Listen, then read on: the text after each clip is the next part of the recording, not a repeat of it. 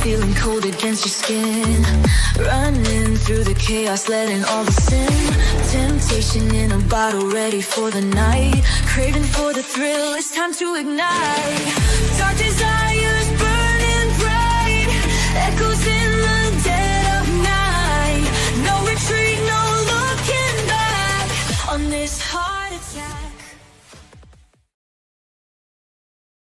Hey, ladies and gentlemen, how are you? Good to be back on this Friday night for you guys.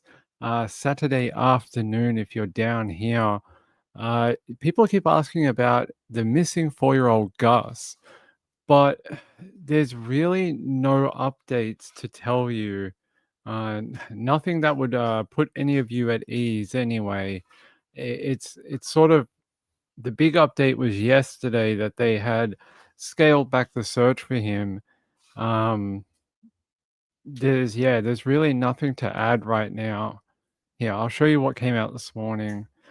Search for missing 4-year-old boy Gus. They're saying here has been scaled back. They said there is still a chance to find the missing 4-year-old to give his family much needed closure. And according to an Indigenous tracker, they say despite SA police scaling back the search. And this was from the Advertiser in SA. So now 8 days have passed, and they're saying most likely he would not have been able to survive out there. It's like it's not possible. I don't know whether it is or not, but I mean, it's just they can't disappear into thin air. Children can't teleport. Kelly says Jack and Lily are still missing in Canada. No way all these little kids are just disappearing. I agree. The ones in Canada are a bit weird too. Happy weekend. Yep, happy weekend. Happy fall if you're in America. Happy fall. The leaves are changing color. You guys are starting to get out of that summer period. I know a lot of you are going to be really happy about that. And you get to have like your pumpkin spice lattes. Hold on. No Gus right now. No Gus at all. Hold. Yeah, no Gus at this point. Hey Chipmunk, how are you? Good to see you guys. Did you have fun with Trish tonight? Kathy says, and Summer Wells. There you go. Summer Wells has been missing. If she was alive today, how old would she be? Hold on.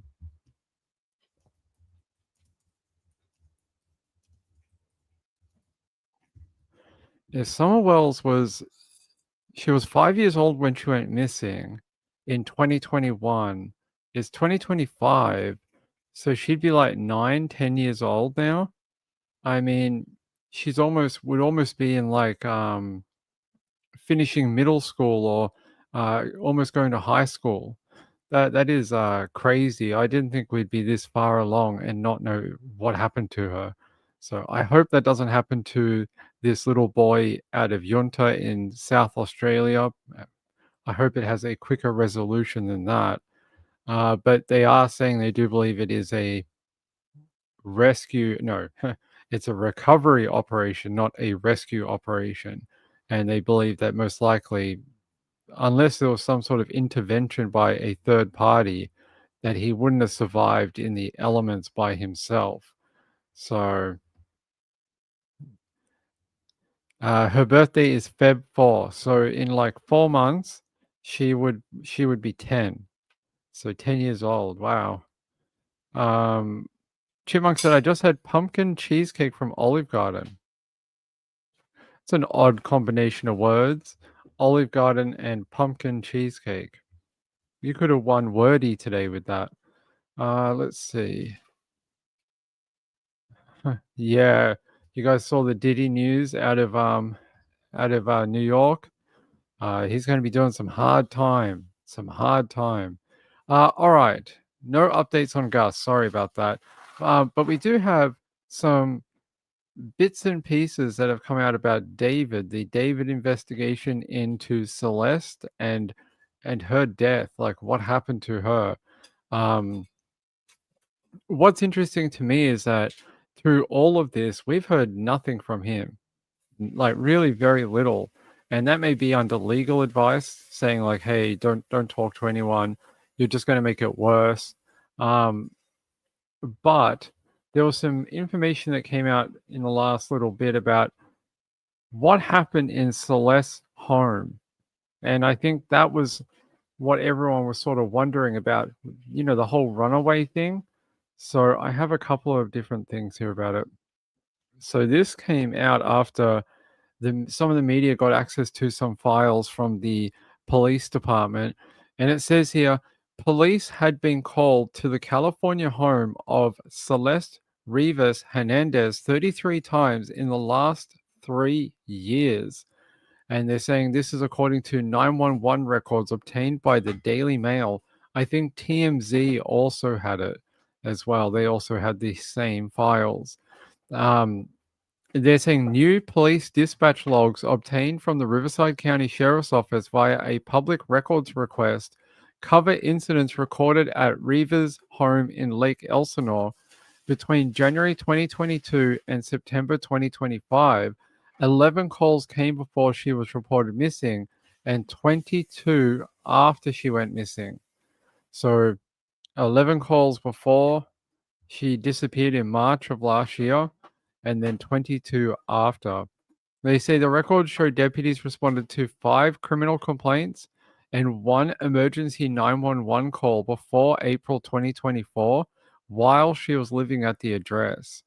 They said sources previously told the Daily Mail that she had a troubled home life and had run away multiple times in the past. Police records and social media posts indicate that she first fled home on Valentine's Day 2024. There you go. They say a family friend told the LA Times the teenager left around 2 a.m., leaving behind a note for her family, although it's unclear what that note said. Her mother, Mercedes, raised the alarm on Facebook, writing in Spanish, "Please share. It's my daughter and I'm distraught. She has been missing for 24 hours." They say records show that Riverside deputies were alerted to her disappearance at 9:18 a.m. on February 15. They returned for a follow-up at 7:41 p.m. the same day and 2 more times over the following 48 hours. Yeah, so they posted on social media about her being missing. They say eventually she did come home, though it's unclear when that happened. Records show police returned to the address on February 20 and again on February 25. Um, they say when she returned, the Celeste was upset by her family members' social media posts, the flyers they put up around the neighborhood, and the publicity that they had generated. Well, that's what we do when children go missing. We don't negotiate with children. So doesn't matter what she thinks is appropriate. She is a child. Um, Gail said police brought her back the first time. Yeah, so it looks like she's done that multiple times, multiple times. Hey Lisa, how are you, my friend? Thank you. I appreciate the super sticker. It's very kind of you. So it shows you that whether she was at home or with David, this poor girl had a really disruptive upbringing. You know, she being at a grown man's house at that age, and then there was obviously something going on at home. I don't know what it is. I don't think many of us do. It's pretty awful. I mean, who else was they act like they're looking out for her. They do all these posts and this looking for her on social media and flyers, but then she keeps running away, and that could be for a variety of reasons, but how come the root of that problem was never addressed? I want to know like more about that because it seems like they cared when she wasn't there, and then I don't know, like they didn't care after the March one, March 2024. It's very odd. They say additional calls made to Riverside County after April 2024 include an incident listed as a minor crime investigation on May 24, 2024, as a possible assault on August 30, 2024, and juvenile battery/assault on December 24, 2024.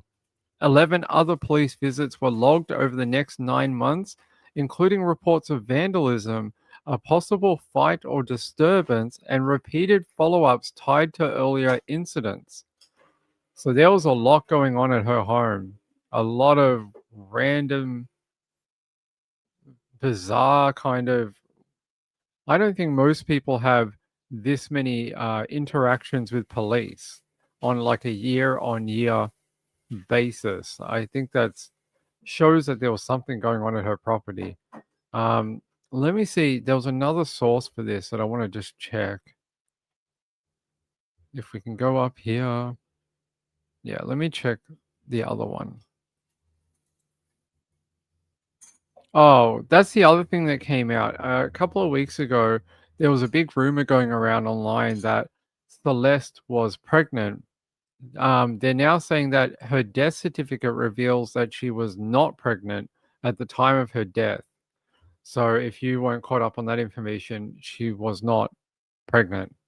So that rumor can go away. Woman of Steel said it's called chaos. It definitely seems chaotic. Her home life does seem chaotic. Hey Miss Woozy, how are you?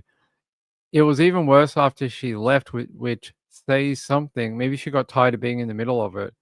I mean, when you've got assaults, break-ins, disturbances, other things going on, it doesn't seem like a very safe place for a child. No.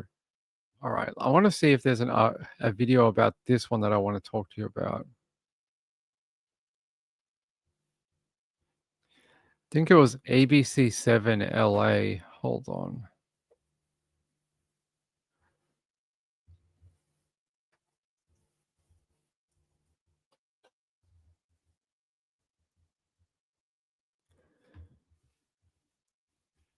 Yeah, ABC7. God. My YouTube keeps giving me really bizarre links. Hold on. Yep. Here we go. All right. Let me check if the update's on here. There's one I wanted to show you. Uh, da, da, da.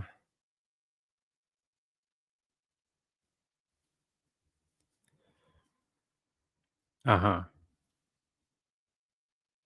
Yes. It's only a very short update.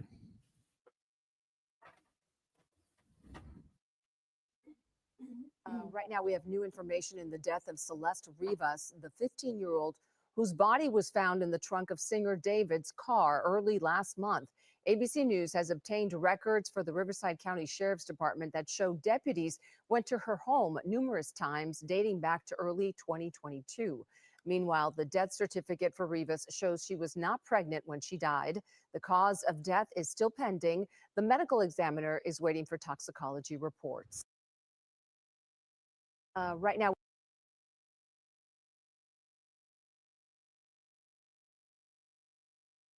So it seems like they're still waiting on the toxicology to come back. That'll be the big one, I think. As soon as they get that back, it'll be go time.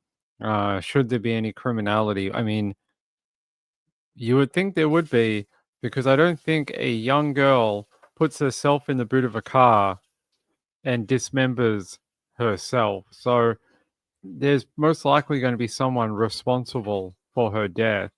We're just waiting to get to that part of the investigation. So when we're going to get there, hopefully soon. Hopefully soon. Snapcrackle Pop said she definitely didn't deserve to end up in a trunk in that condition. No. And I don't think she did it to herself. So Miss Woozy said, I don't mind that the medical examiner is taking their time. It means that they're being thorough. Yeah, they might just want to do like a full panel, and they might be looking at certain things that are maybe not standard, or maybe things that are a bit like obscure. It could be anything. Some of those take more time than others. But yeah, that one big rumor about her being pregnant is not true. So you guys can definitely stop repeating that one. Let me see if I can find. I'm having one of these days. I keep having to sneeze. There is pollen everywhere. Hold on.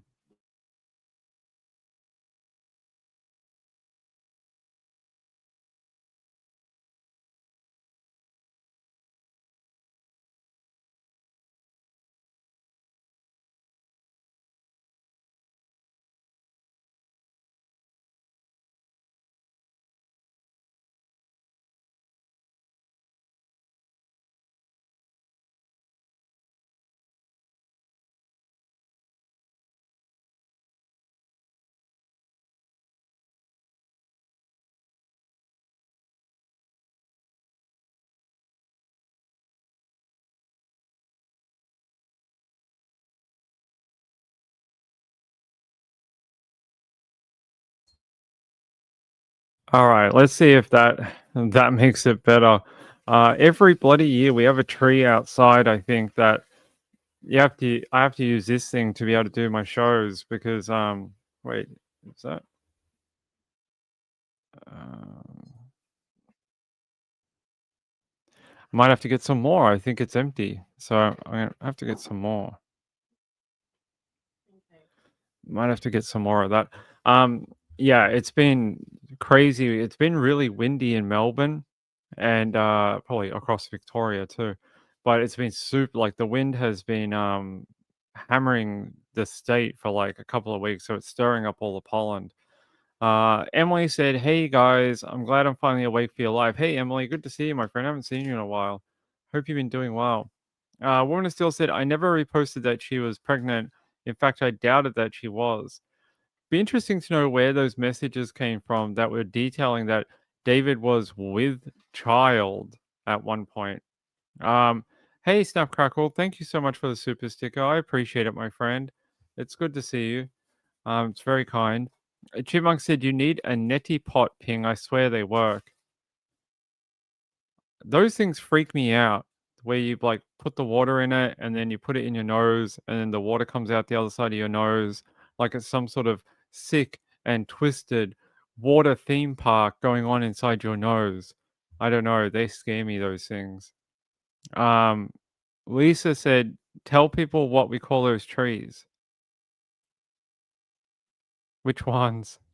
We Australians have lots of nicknames for all sorts of things. You'll have to be more specific.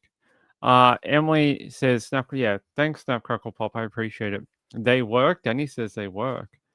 Neti pots hurt me. I feel like I'm going to get waterboarding. I feel like I'm going to use it and I'm going to waterboard myself with a neti pot. That's probably what I'm going to do. I'm going to be like, is it working while my lungs fill up with water? And I'll be like doing it the wrong way or something. Drop trees? Yeah, it's definitely a drop tree. They have evolved. The drop bears and the trees have now they've procreated and now they have drop trees. No, we have drop trees, but they're different. Um, I never learned how to use a neti pot. I don't think I've ever used one either. Although in America on TV, I don't know if you've seen this in America. They have this weird one that's like automatic. Have you guys seen the ads for this in America? It's got a thing like a nozzle for each side of your nose, and you like tilt it up, and it's got a vacuum, and it pushes water in one side and sucks it out the other side, so you don't have to do like the manual neti pot thing.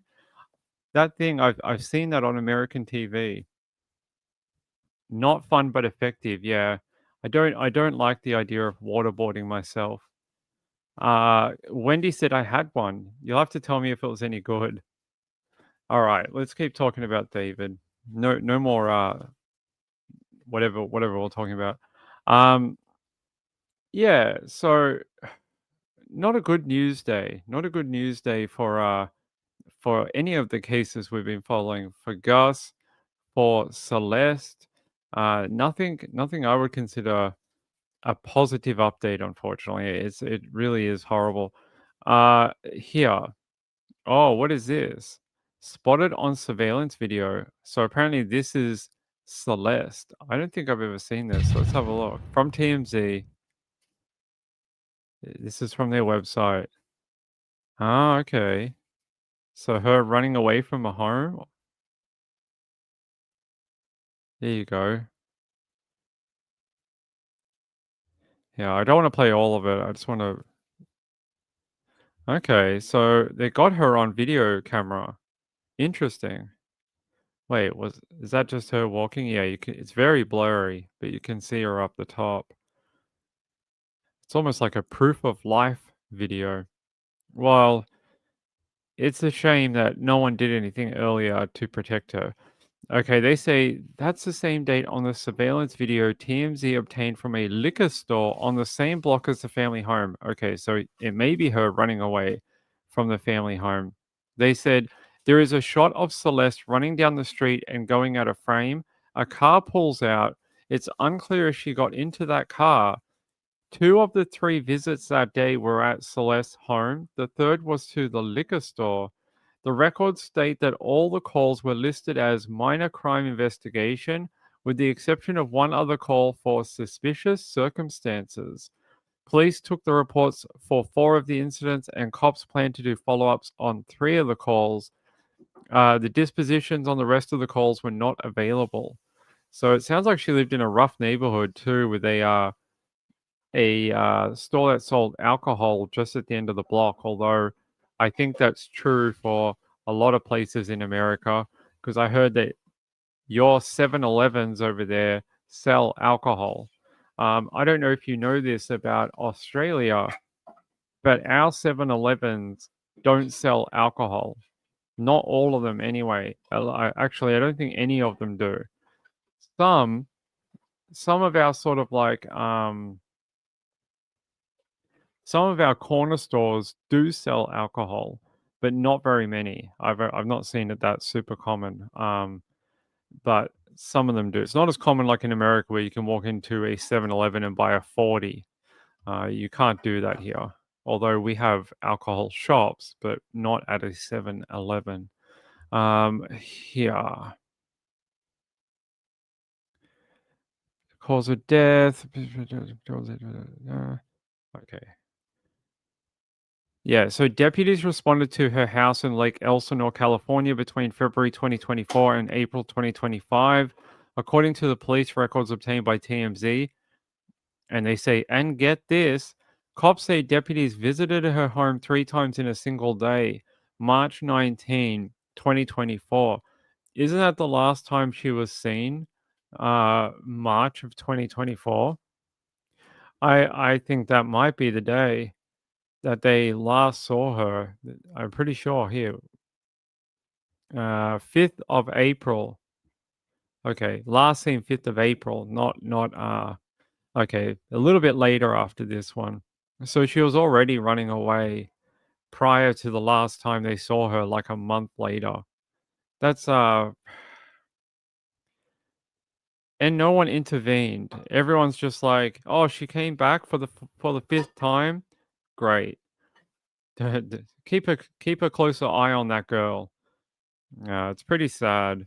They're saying here, as TMZ reported, Celeste had a troubled home life and threatened to run away several times.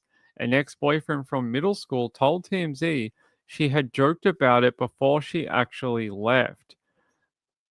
Well, now someone has taken advantage of that young girl. And when she became too much trouble or an annoyance, has put her in a trunk of a vehicle and ended her life, most likely. Pretty weird. Marjorie said, "What 7-Elevens sell hard liquor? Beer maybe in some states, but not where I live." Oh, really? I thought it was I thought it was like a widespread thing in America that most convenience stores sold alcohol.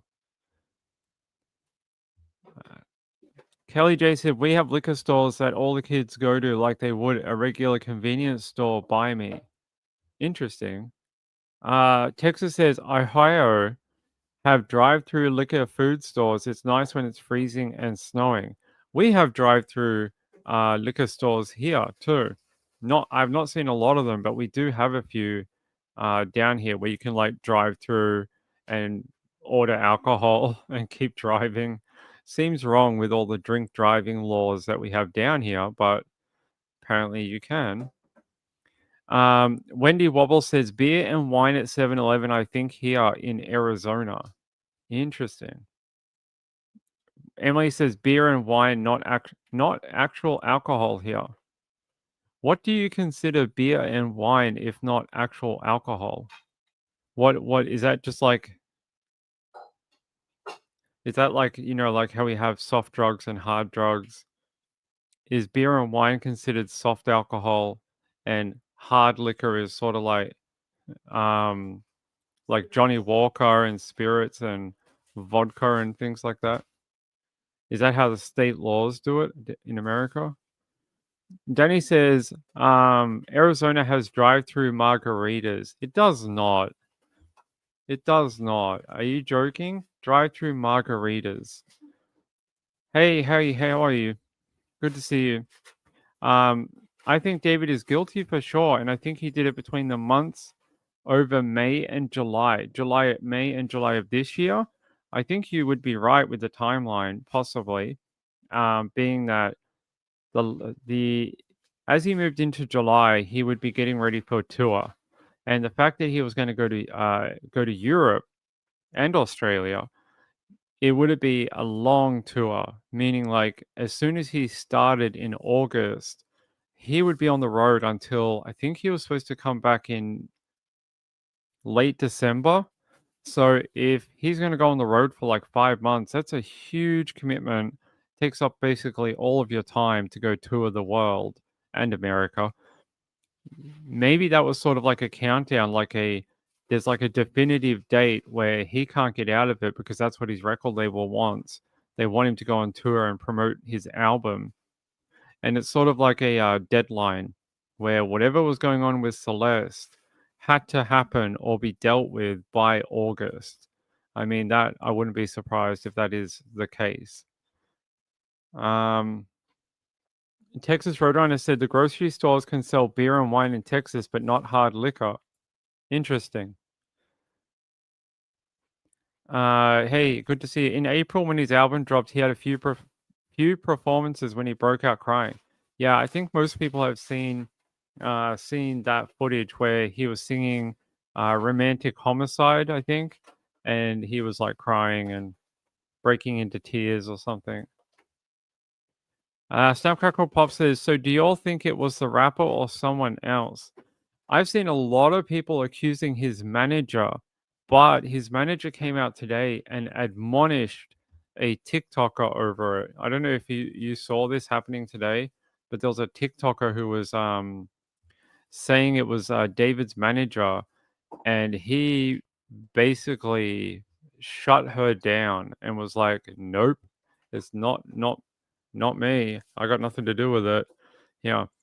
David's manager shuts down rumors in wake of teen death investigation. Josh Marshall, the manager of rising music artist David, is speaking out after the tragic discovery of the missing teen's body in a car linked to the singer.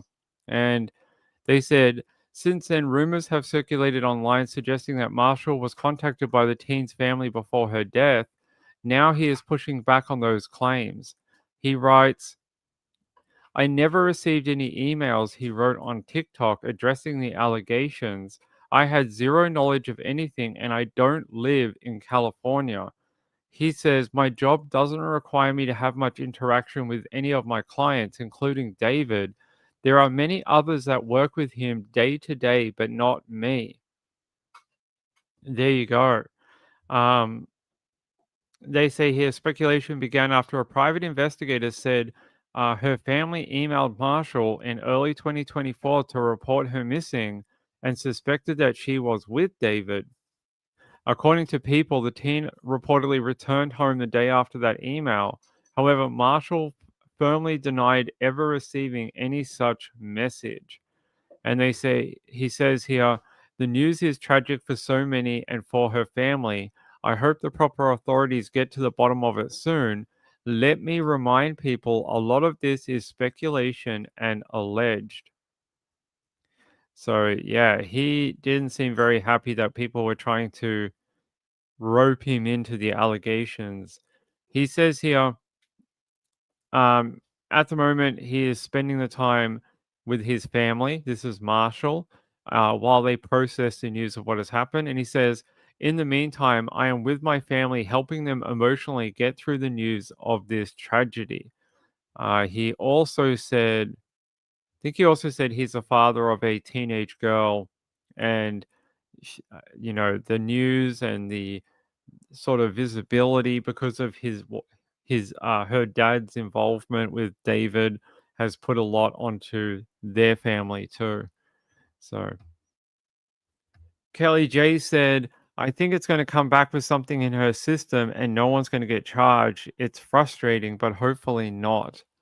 Let's okay.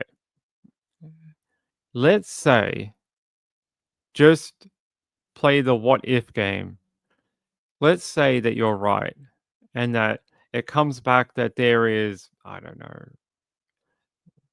name a drug, anything, and it comes back as positive in her toxicology.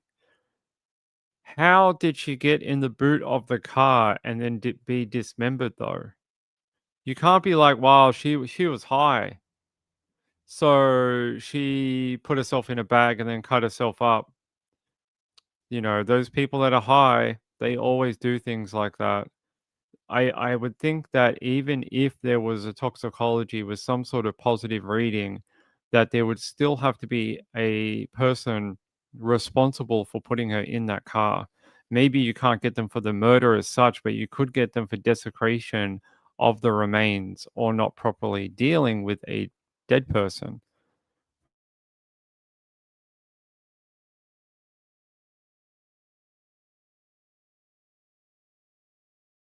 Yeah, so I would say that that is a possibility. Hold on. Whoa, guys, give me one sec.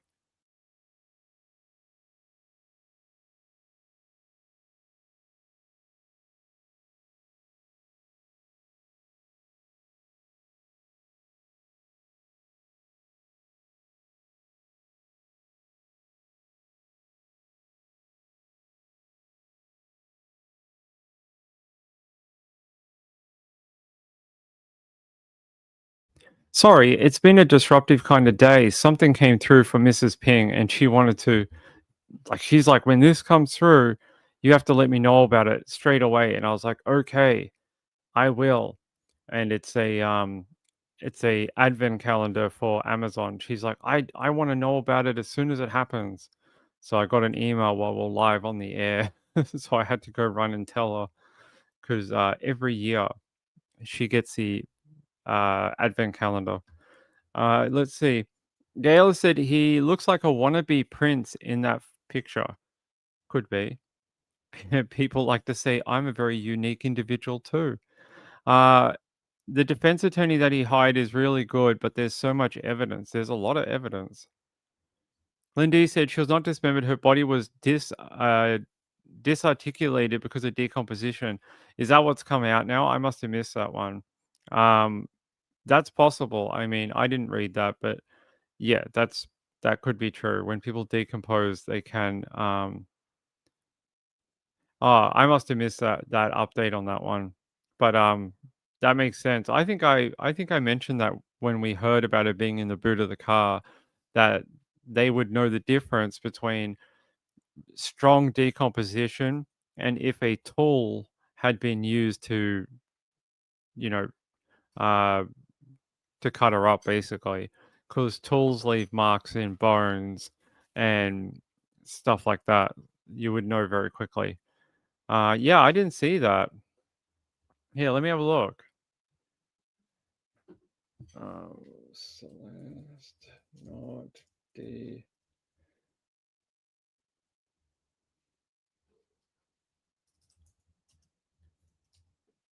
Yeah, let me have a look.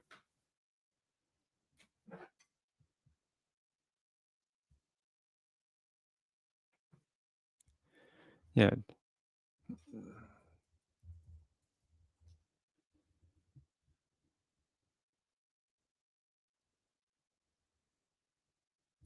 Yeah, see, that's weird. I'm still seeing people describe it as dismembered. Why is there conflicting reporting?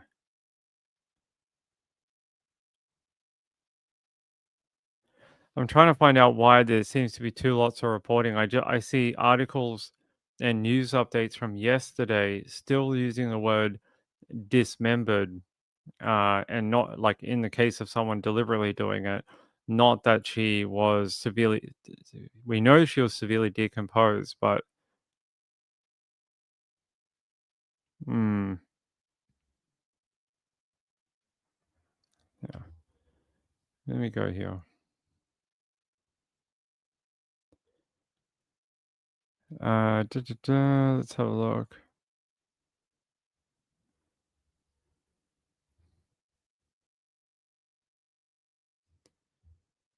Yeah, I'm gonna play this update here from KTLA 5. It's only a quick one. Oh no, that's a different one. That's okay. Um, Lisa said they said in the beginning that she was in pieces. Right. People took it to be dismembered. The Daily Mail, look, I know you can say what you want about their reporting. They were the ones that had been on top of the reporting from day one in them and TMZ for some reason. They're the ones who pushed. Originally, they used the word like found in pieces or something. Daily Mail then amplified that wording to say uh, dismembered, and then they used another word that would aggravate that someone deliberately did it. So it's probably bad reporting because that word sells more. Damn media. Police never said dismembered. No, they didn't. It was a reporting. No, police never said anything. Um, Marjorie said, remember when they first described her, she had leggings on and a tube top and jewelry and the tattoo on her finger. Sounds like a complete body to me. Right. I remember that too. Yeah, you have to read the ME report. Okay, I'll get it. Decomposed can look like dismembered. Whoever said it first is at fault. I'm pretty sure it was the Daily Mail. Hold on, I'll see if I can find it. Give me one sec.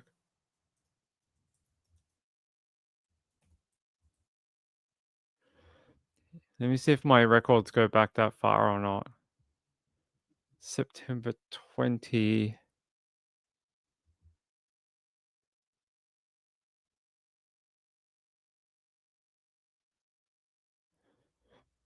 Is it this one? Let me have a look. There was one where they described, like, originally it just said found in parts or something like that. They went even further in one of their exclusive articles. I think it might have been them that pushed that sort of theory. I'm just seeing if it's this particular article.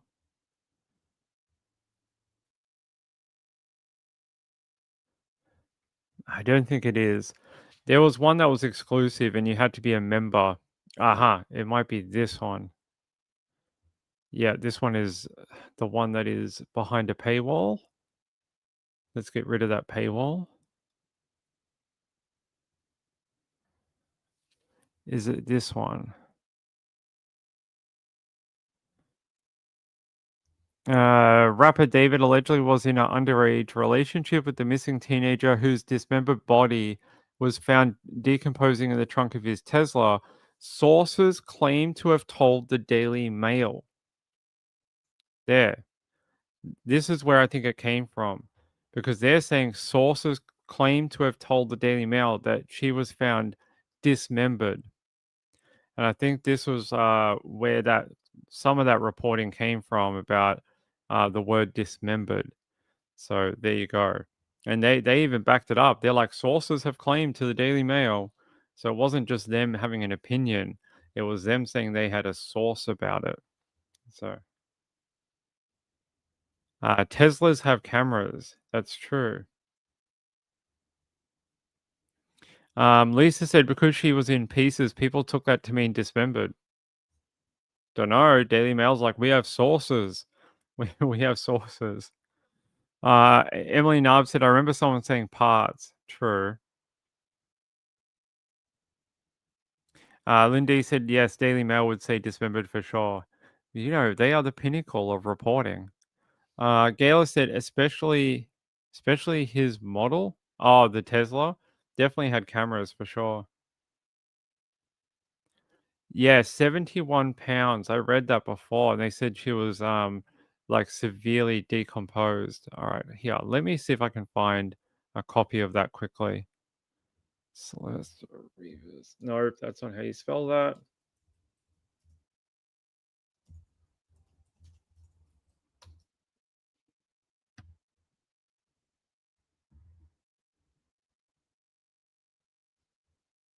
Oh, we'd have to purchase it. Okay. But all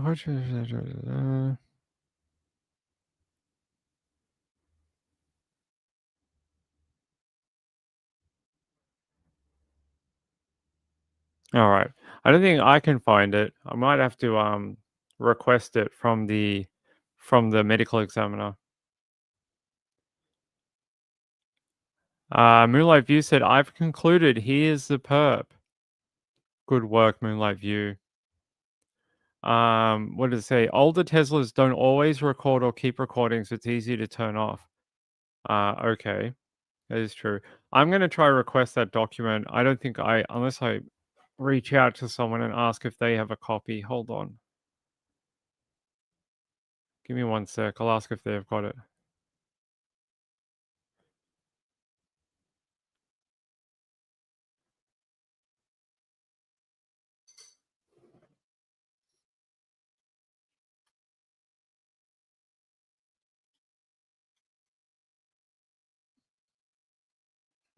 I can spell wrong when I'm in a rush. Forward it to me.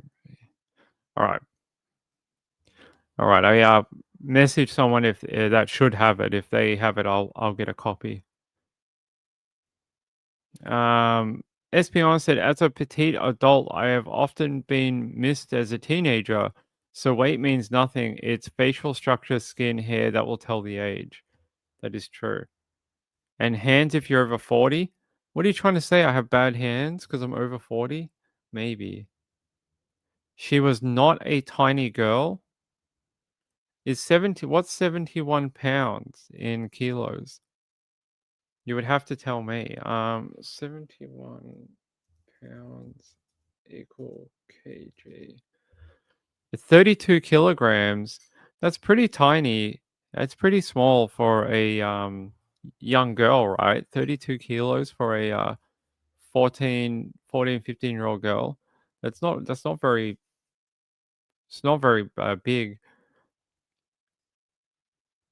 She weighed 120 in life, so her remains was 71. So she'd lost 50 pounds of fluid or other things due to decomposition. That's a long decomp to lose. What is it? Almost was like 40% of body weight in the decomposition process. That's must have been there for a while. Yeah, a lot of fluid. Yeah, that's crazy. SP1 said she wasn't. No, it must. Yeah, it's the weight. It's the weight when she was weighed at the medical examiner's office. That's different from her real life weight. It's just the weight of the remains. Yeah, it's a lot of fluid. A lot of fluid. Kelly said police have now said she was in there for a while. Yeah, there was yeah. Celeste Rivas police update. There was an update earlier this week. I don't know why we didn't cover it. I just got to find the correct one that they did like a small press conference earlier this week. I just got to find it.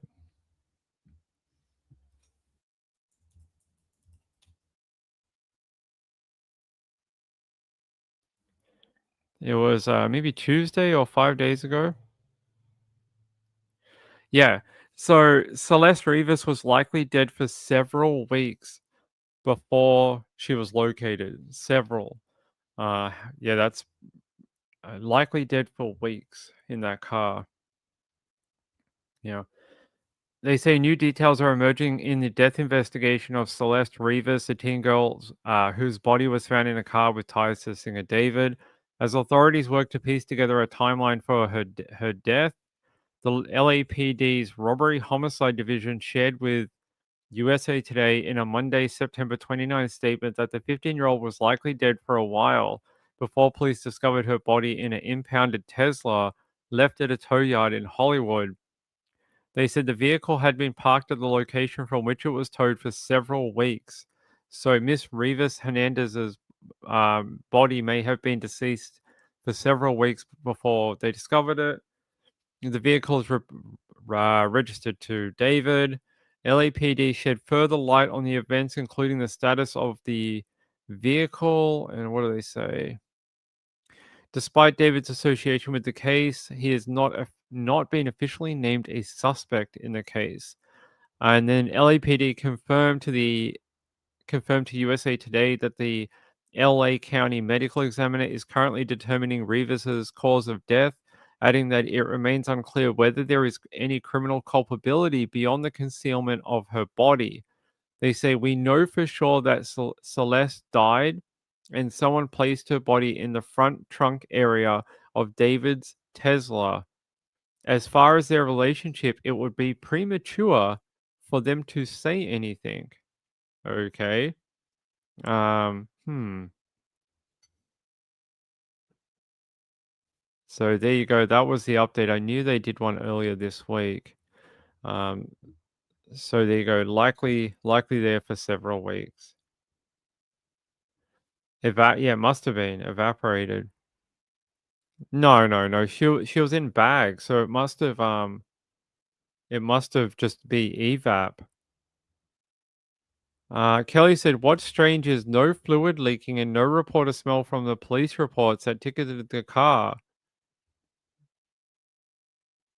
How did someone in the impound lot smell it enough to call authorities over it, but then no one in the street smelt it or noticed anything?" Yeah, odd. Moonlight View said, what an incorrect statement." Marlene said he may not be able to tour to other countries. I know they will not let you into Canada with a DUI conviction. Uh,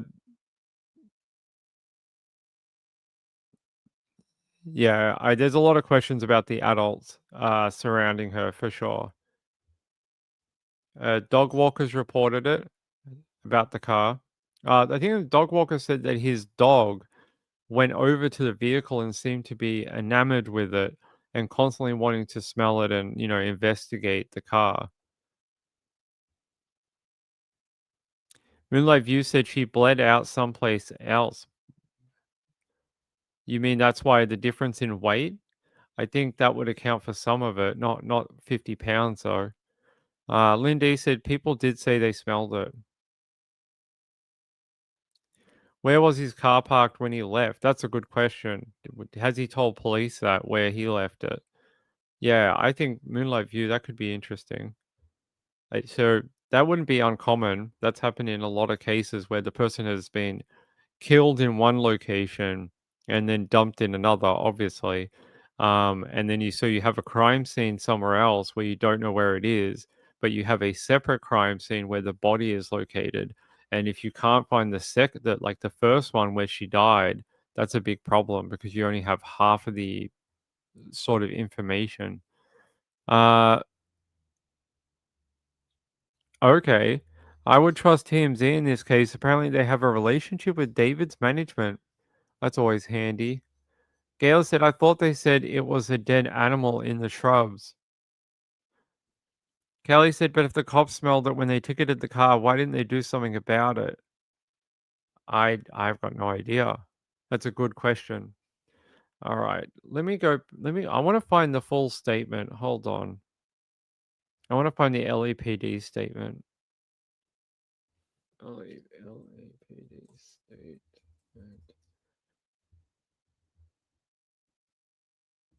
Yeah, I want to find the full thing on it.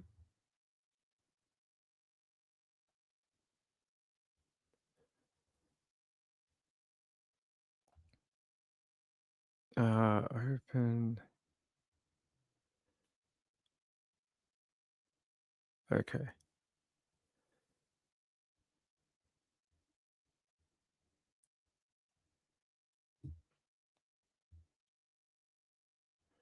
So this was the news release from the LAPD Media Relations Division, and they said the LAPD Department's Robbery Homicide Division has been diligently investigating the death of Celeste Rivas Hernandez over the past several weeks.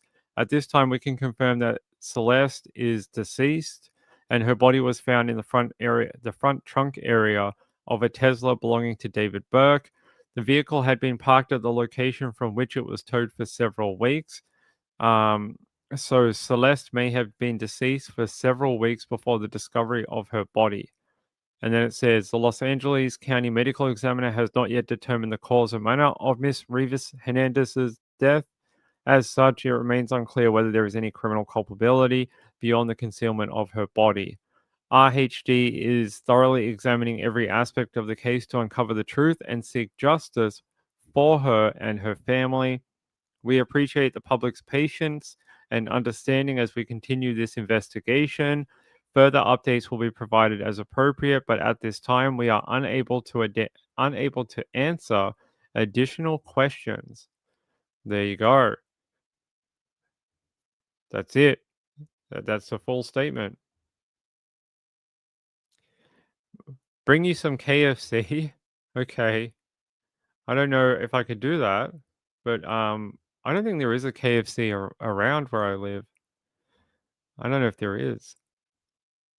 Ping does not eat KFC. I don't think I've eaten KFC in I don't know, a decade, maybe 2 decades. Emily Narb said, I hope so. She deserves justice. I believe that is true too. Just Call Me Kim says, I feel so horrible for this sweet girl. Yeah, I just think there's a lot of questions that haven't been answered, and not all of them are about who's responsible for her death. I think some of them predate her dying. Like there's a lot of things that are like need to be answered about how she even ended up in that position in the first place. And I'm hoping the police are investigating that. Yeah. Celeste Hernandez had been dead for weeks before being discovered in the Tesla. The decomposing body, yep. Tesla sat parked on a Hollywood Hills street for days before being towed and searched. We know that. Anything new in here? Here. The Tesla had been parked on Bluebird Avenue so long that some residents complained about it in August, leading to the car being ticketed. And they said here, I'm not sure exactly when the parking complaints about the Tesla begun, but it was closer to the beginning of August, and he's the captain of the LAPD's Robbery Homicide Division and is supervising the investigation. Weeks later, on August 27, a parking enforcement officer marked the Tesla, noting the position of its tires, according to records reviewed by the Times. Then, on September 3, the officer issued a citation to the Tesla for violating the 72-hour parking ordinance. 2 days later, the Tesla was impounded and towed to a Hollywood yard. In the early morning hours of September 8, a tow yard worker passing the Tesla noticed a foul smell. He alerted the LAPD to his concerns. A detective agreeing with those suspicions obtained a search warrant, then opened the trunk. Inside the trunk of the multi-platinum musician's Tesla was a black bag containing her heavily decomposed remains. She weighed 71 pounds and had a tattoo on her finger, according to the medical examiner. Her body was found a day after her 15th birthday. Because the cause of death has not yet been determined, the LAPD said in a statement, it remains unclear whether there is any criminal culpability beyond the concealment of her body. Okay, so they keep hammering that home. Anything else here? That's it. There you go. 71 pounds at the time of her death. She had lost potentially 40% of her body weight in decomp. Yeah, that is true. Yeah, there's definitely. I just think there's got to be more questions about the people who should have been protecting her, the people who should have been making sure she didn't end up in the trunk of a Tesla. Moonlight View said she may have had a critical head wound, or her heart would be beating and losing copious amounts of blood. Yes, that could be true. Kaliza said, what we have to remember is that the LAPD is very intertwined with celebrities and their management, and the law is enforced differently depending on who you are. Do you think this guy is famous enough to have the LAPD on his side, though? This is not like it's Lady Gaga or um, what's that other girl that released an album last night? Taylor Swift. Like, it's not like it's Taylor Swift and everyone's like, whoa, a body found in Taylor Swift's car. We better make that go away because she'll never release her album if we don't. This guy was sort of a up and comer. Yeah, he had a musical career. Yes, he was doing festivals, but he wasn't like A-list musician, like someone who would be nationally recognizable. He was sort of an up and comer, not a well-known household name. Yeah, I'd never heard of him before this either. Yeah, I agree. I agree. Miss Woozy said, poor girl tried to get out of one tough situation and ended up in a worse one, and nobody protected her. I agree. It's very sad. I still think we should look into that teacher though. That teacher that was in his classroom bragging about all the connections he had to Celeste and how she was in his classroom. That was I've never seen something so horrible. Four Sons Mom said, I think back to when I was in fourth, sixth, and seventh grade. I had no idea a world like this existed. It was just foreign to me. Even watching news TV did not show a world like this. Our poor children. The world has definitely changed, for sure.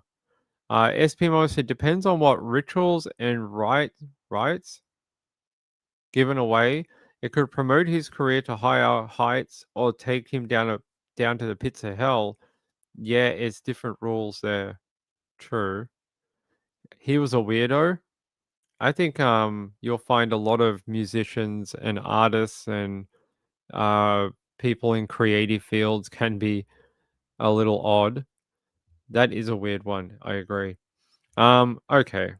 So other than that, other than those details, we've not heard a ton. Hold on. I reckon it could be a little bit longer until we hear anything specific about any like of the tests, the toxicology. It could be a little bit longer. Could be a bit longer. Let's see. I can't use that. Hold on.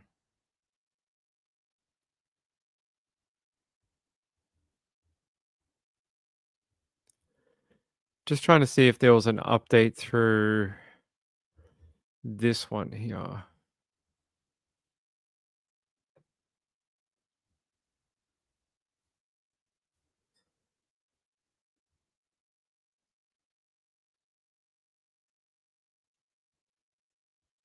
No.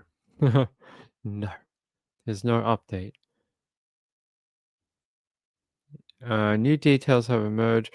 Yeah, I think the new one that they're all pushing on today is just the recorded police visits to the family home. So we're going to have to wait until her death is no longer deferred by the LA County Medical Examiner. Until we get to that point, we're all going to be guessing, I think. Where is David now? That is a good question. Where did he go after moving out of that home? That is an even better question. And who is protecting him right now? That would be interesting to find out too. All right, hold on. I want to see if there's any update to the guy we were talking about last night. You remember that guy that hit the two girls? Oh, okay. Oh, okay. Let's go to Arizona. So sorry, someone is sending me a story and they're saying we have to cover it. They're saying, "Ping, this is right up your alley." Okay. Oh, we're going to Maricopa County. Okay, I like Maricopa County. What is this? Sorry, guys. Someone sent me an update. A 31-year-old Arizona man was arrested this week for the apparently random murders of two teens who had been camping at Mount Ord in May. Thomas Brown, 31, has been charged in the shooting deaths of 17-year-old Evan Clark and 18-year-old Pandora, the Maricopa County Sheriff's Office said. The two teens were found dead from gunshot wounds on May 25. Investigators found shell casings and blood on several items, including gloves and a pillowcase found inside Clark's SUV. That now I know why you say that this is right up our alley. Okay, let's watch this press conference about the arrest of this guy.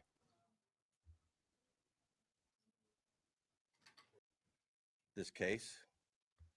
So I'm going to make a few comments. Oh, it's quiet. Hold We're on. going to call Captain Lee. He led the investigation, and then we'll have a comment from somebody I think you'll find is dead. It is very quiet, that audio. Give me 1 second. I'm going to find a better source for it. Because that's just way too quiet. Let me see if they've got it on another page here. All right. Yeah, this one's better.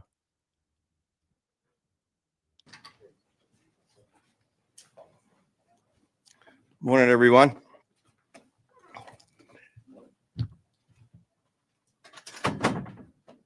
I wish I didn't have to stand here and talk about this case. So I'm going to make a few comments. We're going to call Captain Lee. He led the investigation, and then we'll have a comment from somebody I think you'll find very interesting. So, what a senseless, violent act, the murder of two young teenagers while out camping. Then comes the parents' worst nightmare, knock on the door by a sheriff's detective to tell them that their child is dead. I really want to talk about the detectives that worked this case. It's been a very difficult case to work. It happened in such a remote area. They couldn't rely on Ring cameras. They couldn't rely on pings from cell phones, and they couldn't rely on any other video that normally we would have in an urban area. So it made it very difficult and a technical investigation. And that's why it's taken this long to get this far. But I can tell you the detectives for the Maricopa County Sheriff's Office are some of the most dedicated law enforcement officers I've seen in my 40-plus year career. They worked hard. They worked days on end without going home to their own families, to their own children, to try and do the best they can to come to a conclusion with this case. And don't ever forget the emotional toll that it also takes on those detectives, almost as much as the family members themselves. So with that, I'd like to bring up Captain Lee, who led this case and led the detectives to the conclusion that we came to yesterday. So thank you, Captain.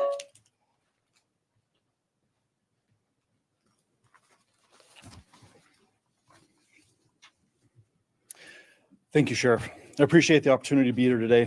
My name is Captain Lee of the Major Crimes Division. This is where our homicide unit resides. Today, we're here to share some publicly releasable information regarding the murder of Pandora Scholzrud and Evan Clark in May of this year. I'd be remiss if I didn't first share my own condolences with Evan and Pandora's family and friends. I can't find the words to express how sorry we are for what they've gone through and for the continuing victimization that a crime like this causes. Those families want answers, and due to the litigious society that we live in, we have to be careful with the details that we share early on in cases like this.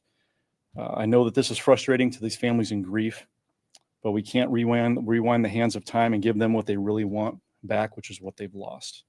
All we can do is fight for justice for Pandora and Evan, and we remain dedicated to this cause. I'll give you some background about the case.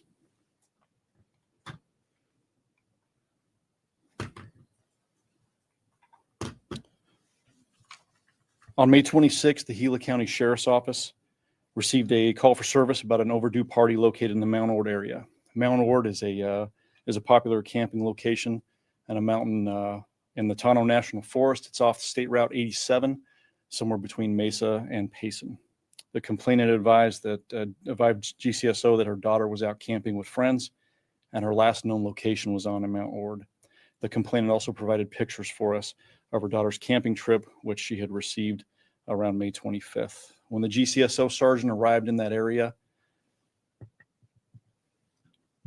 he located a vehicle later identified as belonging to Evan Clark parked off of the road. The sergeant tried to make contact with any occupants there, but was unable to, and he made some suspicious observations regarding that car. The sergeant requested some backup, and a deputy arrived later to assist him on scene. GCSO deputies did not find anyone around the vehicle and later continued their search until they found a campground up further on the mountain. In that campsite, they noticed conditions that suggested there was evidence of something being dragged away from that camp area. They would then locate the bodies of Pandora Scholzrud and Evan Clark, who were pronounced deceased on the scene. GCSO advised the Maricopa County Sheriff's Office Communications Center that they were out with a vehicle and had located 2 deceased individuals within our jurisdiction.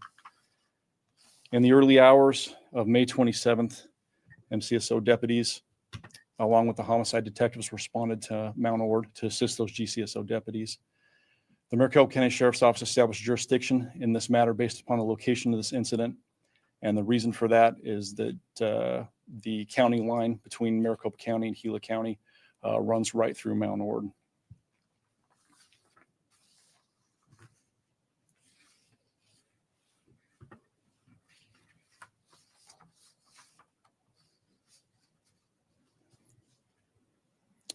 Detectives spoke to the parents of both victims, who disclosed that the victims had left their residence in the morning of May 25th. The detectives learned that the victims were planning on camping at Mount Ord for the day and returning later on the 26th. The detectives processed multiple scenes and found many potential items of evidence and of value to us. Detectives received various tips regarding this incident over the next several days and weeks, and one of those tips revealed that there was a male subject identified as Thomas Brown who advised he had been camping on Mount Ord on that particular day. Detectives also received a tip from another group of campers who they say was camping on Mount Ord the evening of the 25th and left on the morning of the 26th. That tip indicated that the campers, while they were there, encountered an individual that they perceived as acting very strangely. The tip from those campers detailed some very specific observations that caused our detectives to heighten our focus and focus our investigative efforts into Thomas Brown's involvement, in addition to continuing to follow all the other leads that we had. During an interview with those same tipsters, they remembered parts of their outing and delineated specific facts that resolved some of the questions surrounding the location and position of evidence gathered at the crime scene. Some of this information corroborated evidence pointing to Brown's involvement in Evan and Pandora's murder. During an interview with Thomas Brown, he told detectives that he had been camping on Mount Ord from the 23rd of May to the 26th, and he had been with his wife. According to Thomas, his wife left the morning of the 25th, and he stayed behind until the morning of the 26th. He mentioned that he flew a drone around the mountain, and that was one of the reasons that we had contacted him. And he mentioned also that he had encountered a younger male and female who were in a vehicle that he described as matching Evan's car. It should be noted that Brown's descriptions regarding the victims and the victim's vehicle were consistent with those persons in those vehicles. Hey, good. I'll stop it there for just a second. Hey, good to see you, Kanye, in the chat. Sorry, we jumped already. We talked about David for must have been about an hour and 10 minutes, and then we jumped to a new case because we sort of finished up. We'd done everything we'd already wanted to talk about it, and then someone sent in an update for this particular one, and we wanted to talk about that. I won't play the rest of it. It goes for like another half an hour, but that was the part of the press conference for this. They also have this arrest video. I haven't played that, but here is a photo of Thomas Brown being detained and arrested. That is him in handcuffs right there. You know, random killings are really a small percentage of all murders, right? But to have it happen like this, so this happened on Memorial Day. I don't know, like you you always ask why in these type of cases, and I don't think there is a why. Some people just are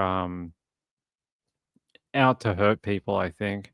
It says here the suspect was arrested more than 4 months after the teens' bodies were found. They were shot, according to what they're saying on here.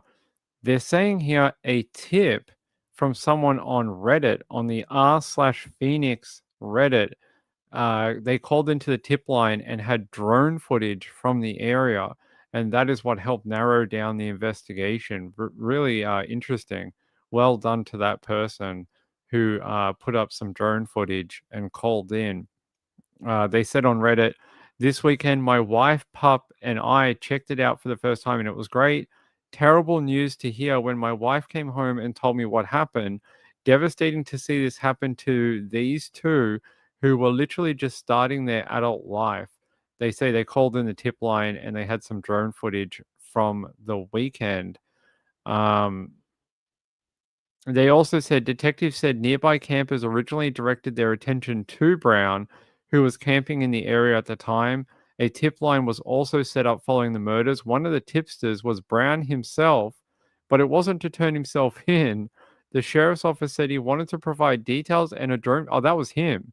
And a drone video he shot while camping near the crime scene around the time. So he was trying to exclude himself from the crime. That didn't work. They say this move stood out to retired FBI special agent. A lot of criminals will realize after the fact that they haven't committed the perfect crime. In this case, perhaps he had his cell phone with him, which would locate and triangulate him to the very area during the crime. So he needed to get involved to be able to dispel any myth that they were there for any other reason than an innocent purpose. Ah, wow.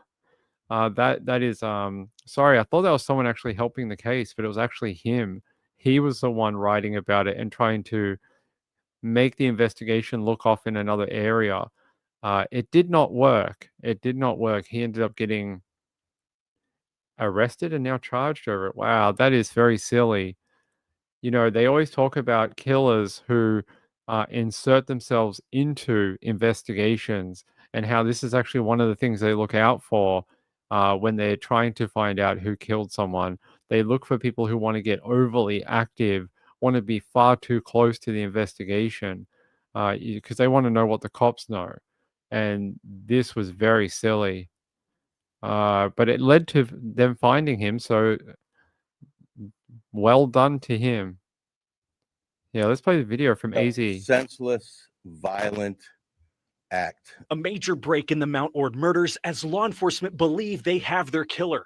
Thomas Henry Brown, March 31st, 1994. All right, sir, you're here on a Superior Court new case alleging 2 counts of murder in the first degree. 31-year-old Thomas Henry Brown is accused of killing 2 Phoenix teens, Pandora Jules Rudd and Evan Clark, back in May on the mountain northeast of the valley. Detectives saying nearby campers directed their attention to Brown.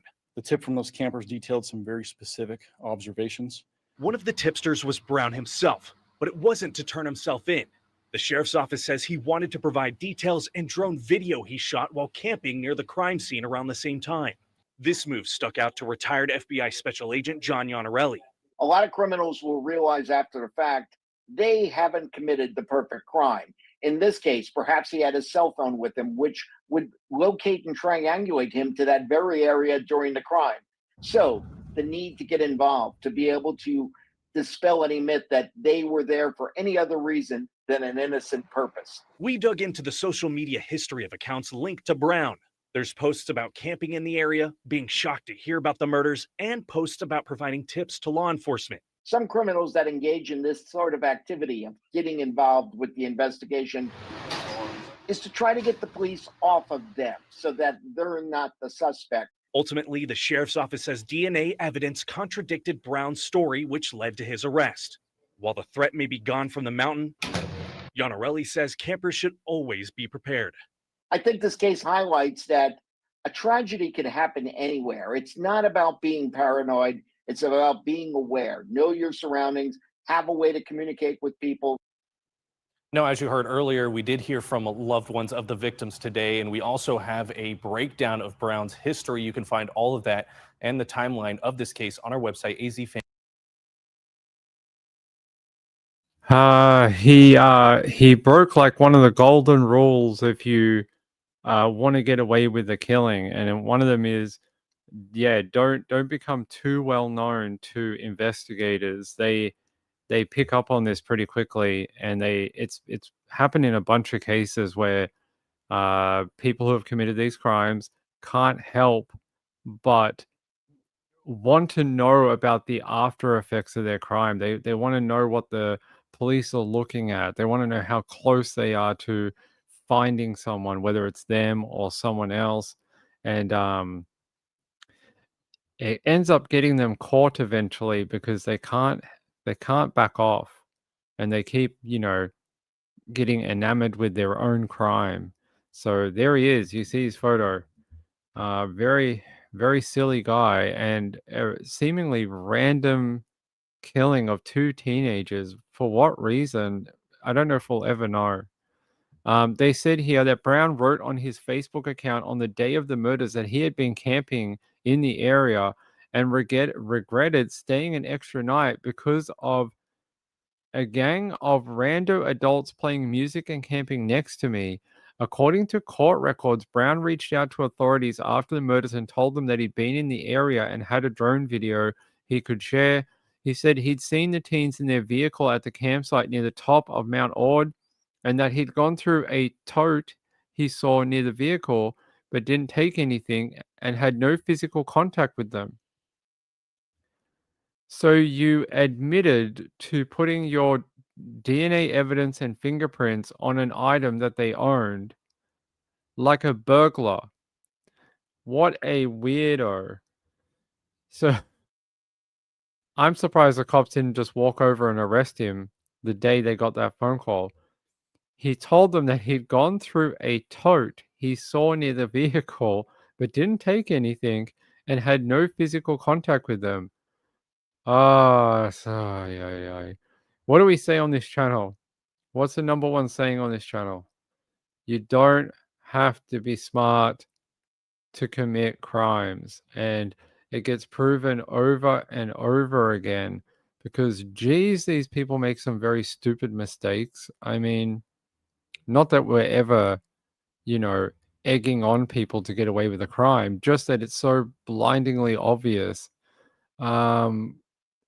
So he admitted to going through a bag. Very stupid. They said as the investigation continued, detectives obtained a search warrant for his DNA, and on August 4, test results confirmed that his DNA matched the DNA inside the gloves that they found, and they said one of the victims' blood was on the outside of those gloves. They say here that the killing of the two teenagers was a senseless and violent act, and they were just out there enjoying the wilderness and camping, trying to do a wholesome activity by being out there, and they ended up paying with their lives because this guy decided to kill them. They said here, according to a paper, a group of 5 campers told the police that they had encountered Brown in the area and that he was, quote, Strange. Yeah, he seems a bit strange. He said Brown said he'd been in the area with his wife since May 23rd, but that his wife left on May 25th and he stayed another day. He's been charged with 2 counts of first-degree murder and he's being held on a $2 million bond, and he will go to trial at a later time on those charges. Chipmunk said, heard a weird noise. It sounded like a fox. I turned and the snapping turtle was right next to me. It had just come up for air and I accidentally scared it, so it hissed at me. Sure, that tends to happen. That does tend to happen. He has like the Koberger look, right? He has like that Koberger deadpan eyes that they just look like they're looking straight through you. He has that sort of look. Did you get some kind of medal for that head? I don't know. New fear unlocks snapping turtles. Yeah, I'd never seen a snapping turtle, but I know what they do. I know what they do. Let me see if I can take you to the video of him being arrested. The one where we got that screenshot. This is from Maricopa County Sheriff's Office in Arizona.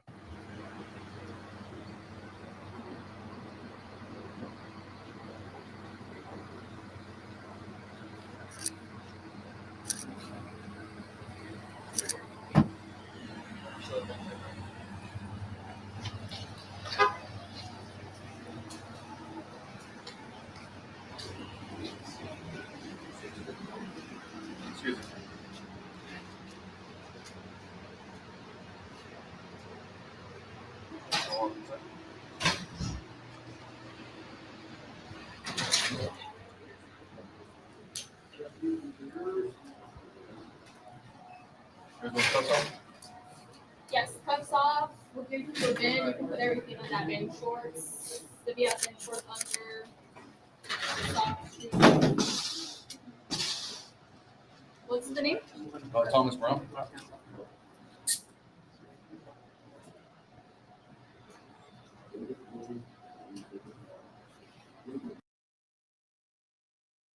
They like seriously perp walked him. That is brutal. I've seen a few of these where they really sort of let the camera see a lot, and this one is really in depth. It goes for like another 5 minutes or so, and I've never seen one so detailed. Let's see what they do. Yes.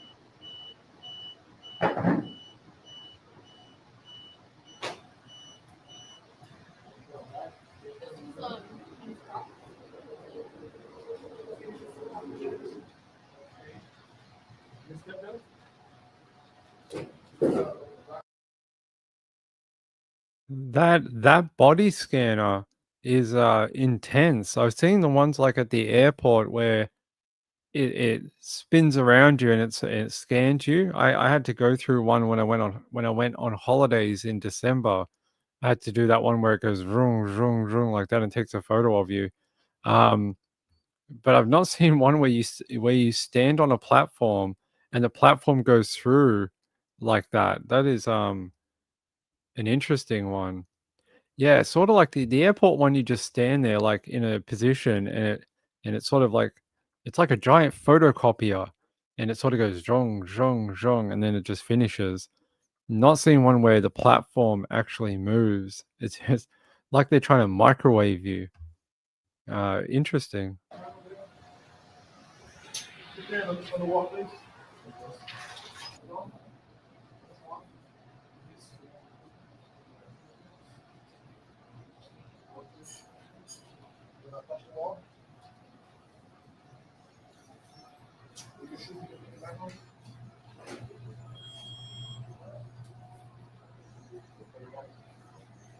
Ellen, it's going to be free eye support. Go ahead and go.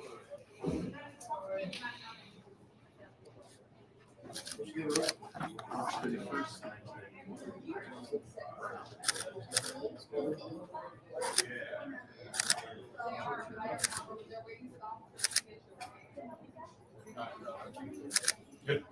Just go ahead.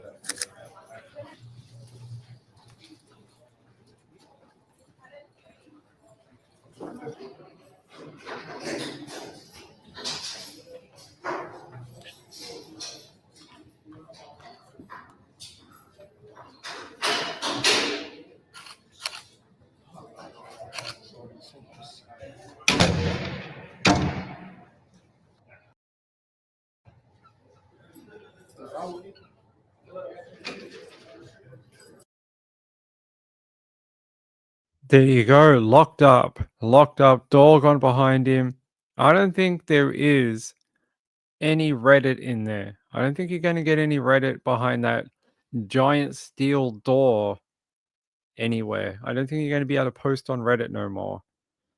C. Taylor said he's way too calm. I think he's just shut down. I think that's what it looks like to me. That he's just literally like turned into a robot. Some people just completely shut down when they're in a situation like this, and yeah, very much like Koberger gives you that sort of dead stare where there's just feels like there's nothing behind those eyes, nothing intelligent anyway. Do you think he is a want-to-be cop? I mean, there's other ways to go about that than just randomly shooting two people in the wilderness. Where's his crochet and hair straightener? I don't know. Aaron might have it. Chipmunk says, you have no idea. I used to be terrified of minnows. I don't know what a minnow is. Now I'm laughing and feeding a few hundred while I swim. They swarm me and it's a riot. I pet them. It's a weird form of pet therapy. We really are going to have to contact the RSPCA about you. I've heard too many weird animal stories with you. You're almost like Mary Poppins or Snow White, and all the animals, they seem to congregate around you. The chipmunks, the snapping turtles, the minnows, the rabbits, the squirrels. It's like, do you walk down the street and they follow you? Like, is that how that works? We may be concerned. We're not alarmed, but we are concerned. A tiny bait fish. All right. Dr. Doolittle. Chipmunk is a little Dr. Doolittle-y. A little bit. Let me see. All right. So that's a crazy story, really is.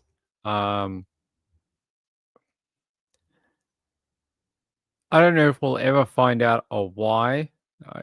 I don't think you ever really get a true explanation, and there's really no excuse to go and kill two people out in the wilderness like that. I can't think of any kind of defense he could put up, and it's not like it's self protection or anything like that, like self-defense. I don't think he's going to try and claim that. What is he going to say? Two teenagers tried to attack him, and so he had to kill them. All the while, he was rummaging through their property. I don't think you can claim that. Let's see. Thanks for sending in this story. I don't know how we missed it, but a good update at least. A good update. They say here, let's have a look. This guy, did admit to having an interaction with the two teens while they were hiking, but there is no evidence to suggest there was any association between the teens and the suspect. Captain David Lee said it's likely they were complete strangers. There you go. Yeah, let's put up his mugshot. Here we go. There's his mugshot from the Maricopa County. They're saying here, the teens were first reported missing and overdue on May 26th of this year after a woman told law enforcement that her daughter was out camping with friends and her last known location was Mount Ord between the cities of Mesa and Payson. A responding sergeant found a vehicle in the area, later identified it as Clark's, and tried to make contact with the occupants but was unable to. The sergeant then requested backup. The additional deputies continued their search until they found a campground further up the mountain. In that campground, they noticed conditions that suggested there was evidence of something being dragged away from the camp area. They would then locate the bodies of Pandora and Evan, who were pronounced deceased at the time. The sheriff's office said the deaths were being treated as suspicious. Well, definitely seems so considering they found drag marks where he dragged the bodies of the two of them. Police believe he acted alone, and according to law enforcement, he provided law enforcement with false and misleading information regarding his involvement with evidence, and the comparison of his statements and physical evidence led to his apprehension. So that was him getting involved and providing false information. So apparently, Pandora's mother spoke at the press conference describing her daughter as beautiful, brilliant light in this world, and said, "The light and love and beauty she gave us all will forever be in our hearts, and the darkness that she encountered on that day when she met her killer will not define her life. His darkness will never overcome her light." She says, "I have full faith in our judicial system to evaluate the evidence in this double homicide and find the perpetrator guilty of the violent murders he committed against two innocent teenagers. My daughter's life matters, and I look forward to the day the perpetrator is convicted and punished for his crimes." The two teenagers were students at Arcadia High School in Phoenix, but at the time they were killed. So,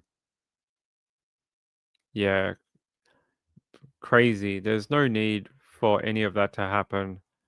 Um, we will see what happens when he goes to trial. We'll see what happens. We'll see if we can follow it when we get to that point. All right. Yeah, no defense for what he did. No.